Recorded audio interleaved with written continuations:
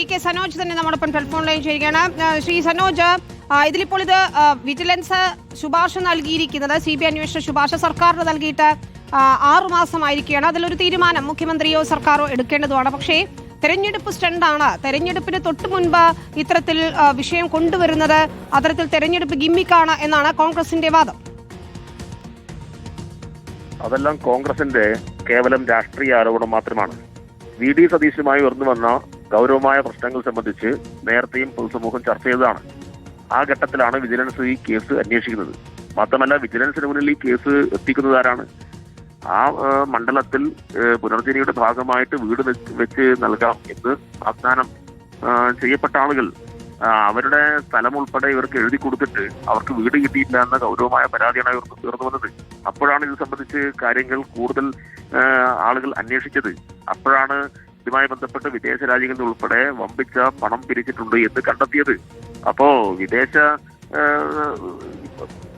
പണം പിരിക്കുമ്പോൾ സ്വാഭാവികമായിട്ടും പാലിക്കേണ്ട നിയമങ്ങളുണ്ട്. ആ നിയമത്തിന്റെ ലംഘനം നടന്നിട്ടുണ്ടോ ഇല്ലയോ എന്നുള്ള കാര്യം സ്വാഭാവികമായിട്ട് അന്വേഷണ വിധേയമാവുമല്ലോ.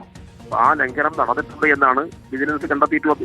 അപ്പൊ വിജിലൻസ് അങ്ങനെ ഒരു കാര്യം കണ്ടെത്തിക്കഴിഞ്ഞാൽ വിജിലൻസ് ആ കാര്യം മറച്ചു വെക്കണം എന്നാണോ പറയുന്നത്? വിജിലൻസ് കണ്ടെത്തിയിട്ടുള്ള കാര്യത്തിൽ ഇവിടെ വസ്തുതകളോട് കണ്ണടക്കാൻ പറ്റില്ലല്ലോ. വസ്തുതകളായി നിൽക്കുന്ന കാലത്തോളം എന്തെങ്കിലും തരത്തിലുള്ള രാഷ്ട്രീയ ആരോപണങ്ങൾ ഉന്നയിച്ച് ഇതിന് രക്ഷപ്പെടാൻ വേണ്ടി നോക്കണ്ട. അപ്പൊ ഞങ്ങൾ ചോദിക്കുന്നത്, ഈ പദ്ധതിയുടെ ഭാഗമായിട്ട് നിർമ്മിച്ച വീടുകൾ എത്ര? ആ വീടുകൾ കിട്ടിയിട്ടുള്ള ആളുകളുടെ പേരുകൾ പുറത്തുവിടൂ.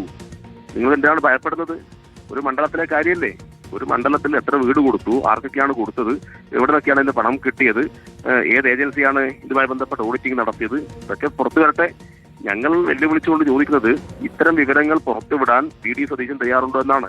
അപ്പൊ VD സതീശൻ ധൈര്യമുണ്ടെങ്കിൽ ആ വെല്ലുവിളി സ്വീകരിച്ചിട്ട് ആ വീടുകളുടെ ആ ഉപഭോക്താക്കളുടെ എണ്ണം, പേര് വിവരങ്ങൾ പുറത്തുവിടൂ. എന്നിട്ടല്ലേ ഇലക്ഷൻ സ്റ്റണ്ടാണോ മറ്റു കാര്യങ്ങളാണെന്ന് ജനം തീരുമാനിക്കേണ്ടത്.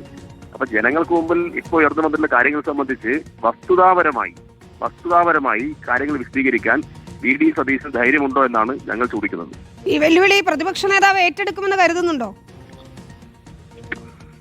അല്ല, വെല്ലുവിളി നേരത്തെ, ഇതിപ്പോ ഞങ്ങളെ വെല്ലുവിളി മാത്രമല്ല, നേരത്തെ പൊതുസമൂഹം ഉയർത്തിയിട്ടുള്ള ചോദ്യമാണ്.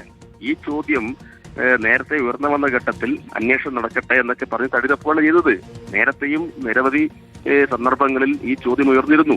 ആ ചോദ്യങ്ങളോട് ആ ഘട്ടത്തിൽ തന്നെ കൃത്യമായിട്ട് ഉത്തരം പറഞ്ഞിട്ടുണ്ടെങ്കിൽ ഈ അന്വേഷണം ഇതുമായി ബന്ധപ്പെട്ട കാര്യങ്ങൾ ഉണ്ടാവില്ലല്ലോ. അപ്പൊ വിജിലൻസിന് മുന്നിൽ പോലും ആ കാര്യങ്ങൾ തെളിയിക്കാൻ കഴിഞ്ഞിട്ടില്ല. പിന്നെ പൊതുസമൂഹത്തിന് മുമ്പിലേക്ക് ഈ കാര്യങ്ങൾ പറയേണ്ടത്.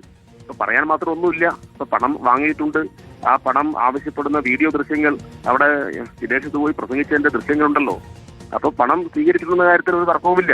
അപ്പൊ ഇനിയിപ്പോ കൂടുതൽ കാര്യങ്ങൾ സെൻട്രൽ ഏജൻസികൾ അന്വേഷിച്ചാൽ അവരുടെ പരിധിയിൽ വരുന്ന കാര്യമാണ്. അവരന്വേഷിച്ചാൽ മാത്രമേ കൂടുതൽ കാര്യങ്ങൾ പുറത്ത് കിട്ടുകയുള്ളൂ. ഇത് സംബന്ധിച്ച് സമഗ്രമായ അന്വേഷണം ഉണ്ടാവണമെന്നാണ് ഞങ്ങളുടെ അഭിപ്രായം. ശരി, വളരെയധികം നന്ദി. ശ്രീ VK സനോജ്, DYFI സംസ്ഥാന സെക്രട്ടറിയാണ് പ്രതികരിച്ചത്.